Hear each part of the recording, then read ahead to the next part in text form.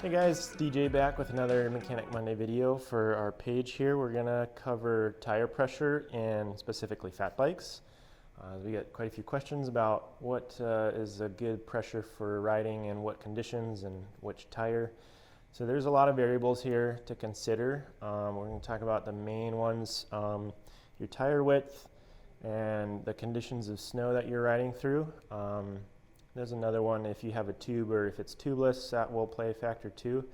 But to start off with tire width, basically the wider your tire gets, the less air pressure you need. So on a fat bike, the narrowest one that most companies will sell is a 3.8 inch wide. They go all the way up to 5 inches on the big end. This is a 3.8. So on this one, we'll want it a little bit higher than your fatter 4.5 inch average tires. Basically, you want to hit the sweet spot, and the fat bikes are really finicky. So most people are riding anywhere between 1 and 15 psi, and that's going to depend on your weight and a lot of things, like I said. But the goal here is to get it at just the right pressure where you're getting the traction you need, and you're not leaving big divots and marks in the trail that you're on, because the fat bike grooming in the winter through the snow does take a lot of work and a lot of equipment, and we want to make sure that we're respecting those trails and the people that work on them. So tire pressure is huge when we're considering that. We do sell these Planet Bike tire gauges at the shop here. They're 18 bucks.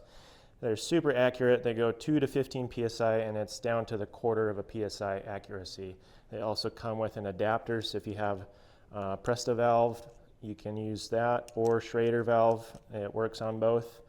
Super handy little gadget to find exactly where your PSI is at.